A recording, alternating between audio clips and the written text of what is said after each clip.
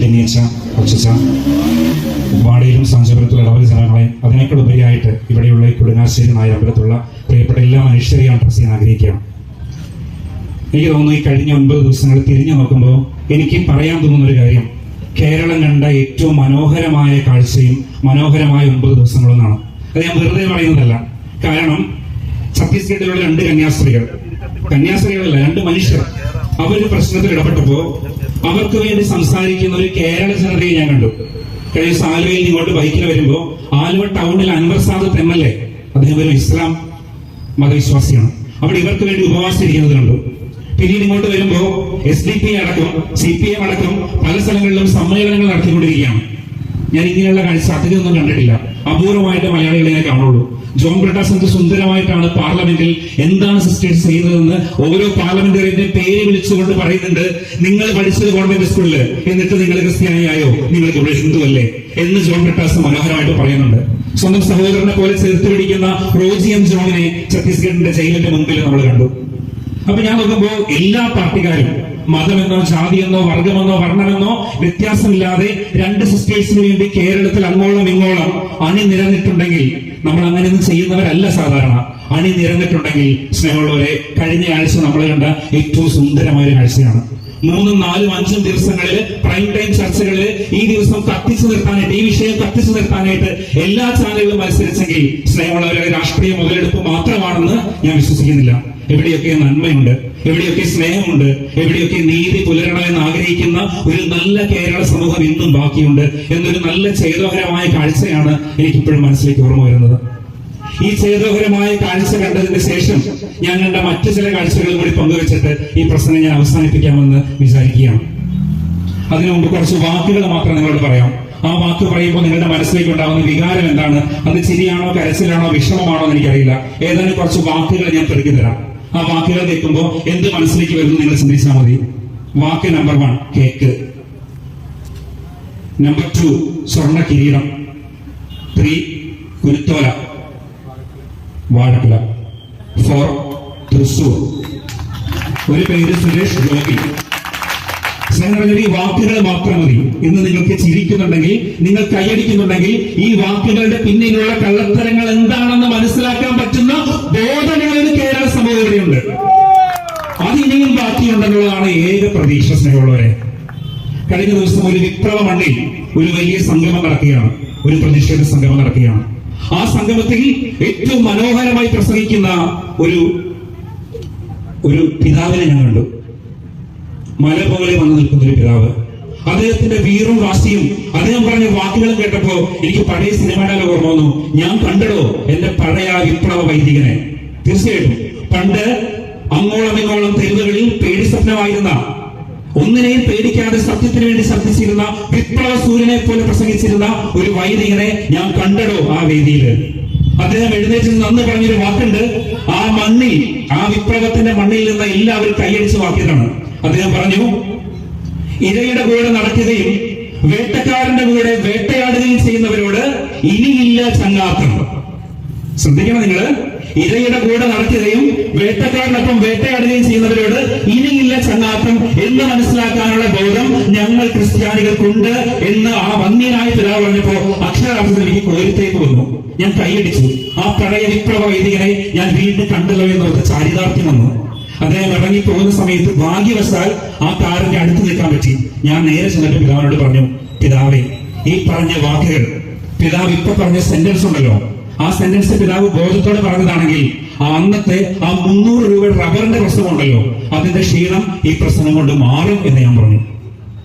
ഇത് പറഞ്ഞിട്ട് 2 ദിവസമേ പിന്നിട്ടിട്ടുള്ളൂ. സ്നേഹമുള്ളവരെ, വെറും 2 ദിവസമേ പിന്നിട്ടിട്ടുള്ളൂ. കേരളം കണ്ട ഏറ്റവും അശ്ലീലം എന്ന് പറയാവുന്ന ഒരു കാഴ്ച ഇന്നലെ ഞാൻ കണ്ട TV വാർത്തയാണ്. ആ വാർത്ത എങ്ങനെയാണ്? ആ ബിഷപ്പ് കന്യാസ്ത്രീകൾ മോചിപ്പിക്കപ്പെട്ടവർ അതിന് ജാമ്യം കിട്ടിയതിനെ ഓർത്ത് നന്ദി പറയുന്നു. ആർക്ക്? നേരിട്ടിടപെട്ട അമിത്ഷാക്ക് നന്ദി. ഇതിനുവേണ്ടി കൈകൾ കോർത്ത കേന്ദ്ര നേതൃത്വത്തിന് നന്ദി. സ്നേഹമുള്ളവരെ, കേരളത്തിൽ അങ്ങോളം ഇങ്ങോളം മതമോ ജാതിയോ പാർട്ടിയോ നോക്കാതെ എത്ര മനുഷ്യർ ഈ വിഷയത്തിന് വേണ്ടി അണിനിരുന്നു. വേണ്ട, അവർക്ക് ഒരു വാക്ക് നന്ദി പറയണ്ട.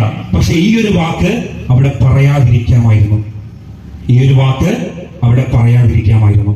ഒരുപക്ഷെ കേരളം കണ്ട ഒരു രാഷ്ട്രീയ അശ്ലീലം എന്ന് വേണമെങ്കിൽ പറയാം. കഴിഞ്ഞ ദിവസം പുഴപ്പള്ളിയിൽ സമരം നടക്കുമ്പോൾ, ഇതുപോലൊരു പരിപാടി നടക്കുമ്പോൾ അമ്മച്ചിമാരെ വന്നുകൊണ്ടിരിക്കുക. അപ്പൊ ഞാൻ ഈ ഉടുപ്പിട്ട് നിൽക്കുന്നതുകൊണ്ട് ഒരു അമ്മച്ചിനോട് ചോദിച്ചു, എന്റെ അച്ഛ ഇങ്ങനെ ഞാൻ ചോദിച്ചു, എന്റെ പൊന്നച്ഛ, നിങ്ങൾ ഈ പറഞ്ഞത് കേട്ടിട്ട് ഞങ്ങൾ ഈ കൊടയും വടിയും എടുത്ത് ഇത്രയും ദൂരം നടന്ന് ഈ ജാഥയ്ക്ക് പോണ സമയത്ത് ഇനി നിങ്ങളുടെ അരമയിൽ അവർ കേൾക്കുകൊണ്ട് വരുമ്പോ ഞങ്ങൾ ആരായി? ഞങ്ങൾ ശശിയായില്ലേ എന്ന് അമ്മ ചോദിച്ചപ്പോ എന്റെ നെഞ്ചിലൊരു കനലാണ്. ശരിയല്ലേ?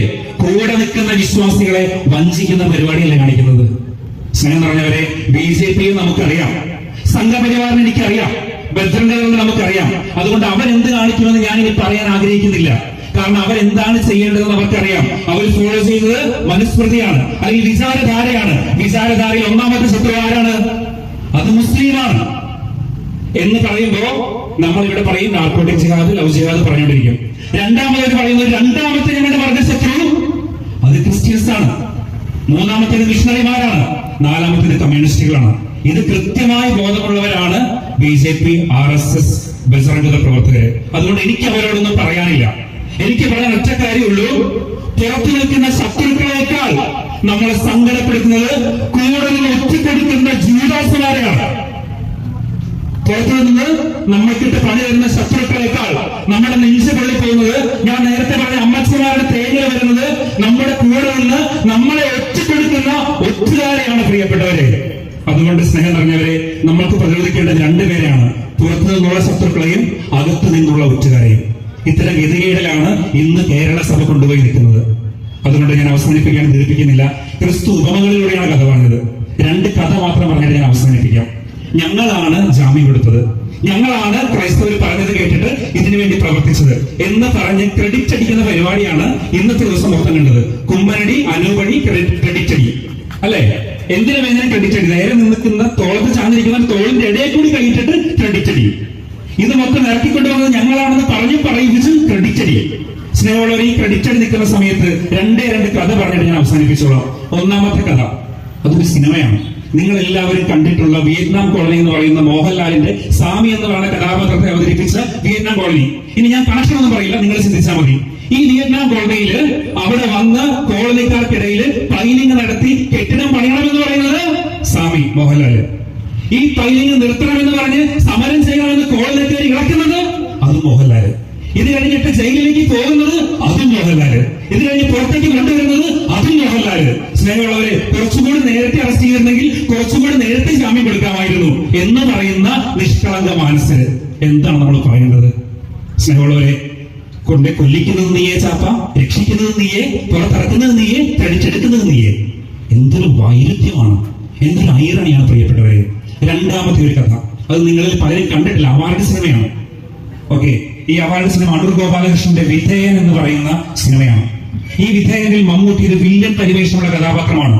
നീചനായ, സ്ത്രീലംബടനായ, ആളുകളെ അധീശത്വത്തോടെ പിടിച്ചെടുക്കുന്ന ഭാസ്കര പട്ടേലർ എന്ന് പറയുന്ന കഥാപാത്രം. അയാൾക്ക് വിധേയപ്പെട്ട അയാളുടെ അടിമയാണ് തൊമ്മി. ഒരു ദിവസം തൊമ്മി വീട്ടിലേക്ക് കയറി വരുമ്പോ തന്റെ വീട്ടിൽ നിന്ന് ഇറങ്ങി വരുന്ന ഭാസ്കര പട്ടേലർ തന്റെ ഭാര്യയെ പീഡിപ്പിച്ചിട്ടാണെന്ന് തൊമ്മിക്ക് മനസ്സിലാകുന്നുണ്ട്. കാരണം അകത്ത് ഭാര്യ കിടന്ന് കരയുന്നുണ്ട്. ഭാസ്കര പട്ടേലർ പുറത്തേക്ക് ഇറങ്ങി വരുമ്പോ തൊമ്മി കാണുന്നുണ്ട് ഭാസ്കര പട്ടേലരെ. തൊമ്മി പറയുന്ന ഡയലോഗ് ഇതാണ്, പട്ടേലരുടെ സെഞ്ചിന് എന്തുമാണ്, പട്ടേലരുടെ സെഞ്ചിന് എന്തുമാണ് എന്ന് പറയുമ്പോ വിധേയത്വത്തിന്റെ അടിമത്തമാണ് കാണുന്നത്. ഇരയോടൊപ്പം നടക്കുന്നുവെന്ന് പറയുകയും ഇരയോടൊപ്പം പ്രസംഗിക്കുകയും പിറ്റേന്ന് വേട്ടക്കാരനോടൊപ്പം പത്രസമ്മേളനം നടത്തുകയും ചെയ്യുമ്പോ സ്നേഹമുള്ളവരെ, ഈ വിധേയത്വത്തിന്റെ അടിമത്തമാണ് നമ്മൾ കാണുന്നത്.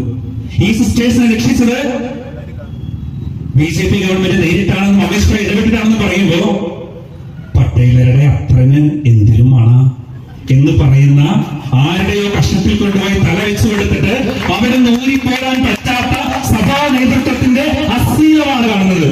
ഈ പ്രസംഗം പറഞ്ഞിട്ട് നാളെ എനിക്കെന്ത് സംഭവിക്കുമെന്ന് അറിയാൻ പാടില്ല, എങ്കിലും എനിക്കത് പറയണം തോന്നുകയാണ്. സ്നേഹമുള്ളവരെ, വെളിവും ബോധമുള്ള ഒരു സമൂഹം ഇവിടെയുണ്ട്.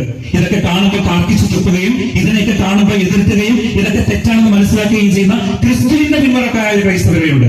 എനിക്ക് അവരെയാണ് പ്രതീക്ഷ. ഏറ്റവും അവസാനിപ്പിക്കുകയാണ്.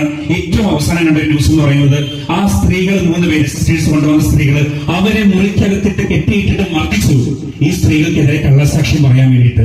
പക്ഷെ ആ 3 പെൺകുഞ്ഞുങ്ങളിൽ ഒരാൾ പോലും ഈ സിസ്റ്റേഴ്സിനെ ഒറ്റിക്കൊടുക്കുകയോ അവരെ ഞങ്ങളെ പീഡിപ്പിച്ചുവെന്നോ അവരെ ഞങ്ങളെ മതമാറ്റം നോക്കിയെന്നോ ഈ ശിക്ഷ ഭയന്നിട്ട് പോലും അത് നിങ്ങൾ പറഞ്ഞില്ല.